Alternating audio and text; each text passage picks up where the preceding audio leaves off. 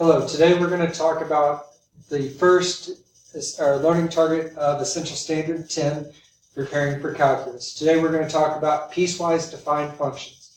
So sometimes we want to define a function over different parts of its domain as a different function.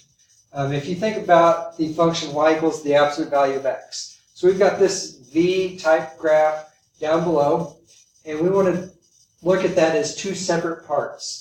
So if we look at that as a left part and as a right part, we see that it's two different functions. On the left, so on this left part, so from here up and to the left, that's a function of y equals negative x. Remember, it has a slope of -1, so it's going down 1, right 1, and a y-intercept of 0. On the right, from 0 to the positive infinity, we have y equals x for any numbers greater than or equal to 0. So together, they make the absolute value function. So let's get to example 1. So we have a piecewise defined function here, f of x. So we name the function on the left, f of x, and we can see that it has three parts. The first part is y equals 5. So y equals 5 is a horizontal line, and that's just defined for less than or equal to 0. So at 0, I'm going to start. So that's at 0, I'm going to have 5. And to the left, it's going to be defined that way. Now we notice that it is or equal to 0. So on the right-hand side, I would have a closed dot, and going to the left, I would have an arrow. So that takes care of that first part. For the second part, y equals x minus 2, that's going between 0 and 3. So y equals x minus 2. That is a slope of 1 and a y-intercept of -2. So at 0, so if I plug in my left-hand bound, if I plug in 0, I get an answer of -2. So I'm going to put an open circle there. It's open because it is simply less than, not less than or equal to. If I plug in my right-hand bound of 3, so 3 minus 2 is 1. So I have the point 31. Since that was less than or equal to, that is a closed dot. And now I simply connect those two with a line. And that is the second part of my piecewise defined function. The third part, y equals x squared plus 3. That's a parabola whose vertex has been shifted up 3 units. We're simply going to plug in the number 3. So if I plug in the number 3 to that, that gives me an answer of 12. So we would have 312.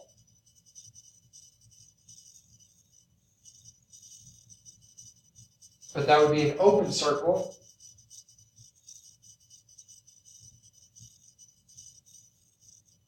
And then plug in a number to the right of that. So like plug in 4, we would get an answer of 15.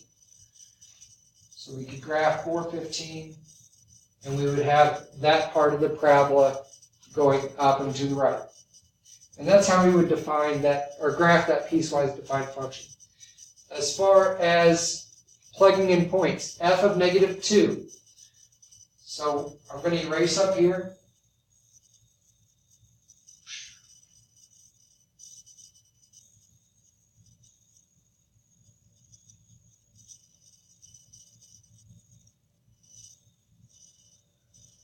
So I need to look at where -2 falls. -2 falls in this part of my domain. So y equals 5. That's a constant function. Or I could have looked at my graph and said, at an x value of -2, I see that I have a y value of 5. So f of -2 would be 5. For f of 0, 0 is defined also in this same spot because that's where it's or equal to 0. So I can see that 0, 5 is on my graph. So that answer would be 5 as well. F of 3, I see that 3 is defined right here. So I plug in 3, I get an answer of 1. Or on my graph, 3, 1 is on my graph. For 5 is in greater than or equal to 3, so I would plug 5 in there. 5 squared is 25, plus 3 is 28.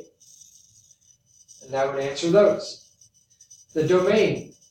We can see for x is less than or equal to 0, 0 less than x less than or equal to 3, and x is greater than 3, it is defined for all numbers. It doesn't have any gaps in it. It is continuous, or is continuously defined for x. So our domain would be negative infinity to infinity. The range, so when we look at our graph, we can see the range does not include negative 2, but it starts very close to it, and it goes up to 1, including 1, union with 5, union with 12 to infinity. So remember, for the range, we simply push everything flat against the y-axis. For the domain, we push everything flat against the x-axis. For the x-intercepts, I can see my only x-intercept is at 2. And my y-intercept, the only y-intercept I have, is at 5.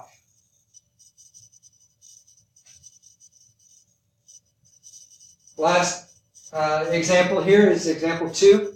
So I want to look at these. Let's find the values of the function first. So for negative 3 is in this part of my function because negative 3 is less than or equal to negative 1. So I simply want to plug negative 3 in for negative x. That gives me an answer of 3. If I wanted to look at 0, 0 is in this part of my domain. So I plug in 0 for that equation. 0 plus 1 is 1. For 3 is also in this part, so I would plug in 3 here. I would get 4. And then for the last one of 5 is bigger than 3, so I'm going to plug 5 in here. I get an answer of 20.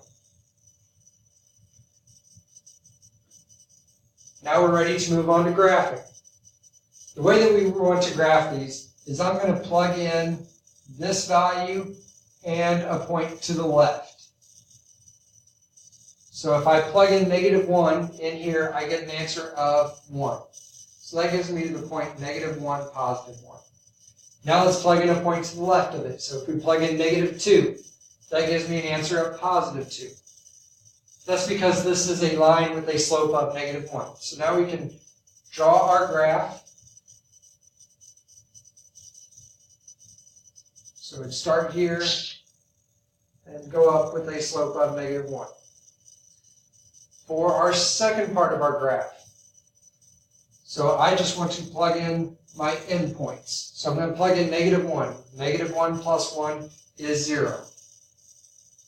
If I plug in 3, 3 plus 1 is 4. So that gives me the 3.34.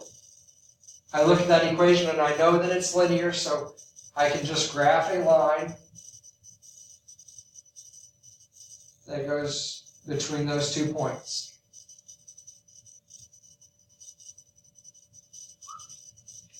Sorry about that. This point here was the point, I plugged in negative 1 and got 0. So that was the point negative 1, 0. I apologize about that. Okay. Now we want to plug in 3 and a point to the right of it. So if I plug in 3, 9 minus 5 is 4, so that's the point 3, 4. So that's the same point. It would be an open circle, but since it's already defined there, we can leave it as closed. Now we plug in a point to the right of it. So we plug in 4. 4 squared is 16, minus 5 is 11. So we would have the point 4, 11. And this would be parabolic to the right. The domain, if we shove this down to the x-axis, or if we look at our domain up here, we can see that it's defined for all values. So it's from negative infinity to positive infinity. The range, if we shove it to the y-axis, we can see that it's defined from negative 1, including at negative 1, all the way to infinity. The x-intercepts, the only x-intercept we see on the graph is at 0. And the y-intercept, the only y-intercept we see in the graph is 0. You are now ready to work on your homework for piecewise defined functions.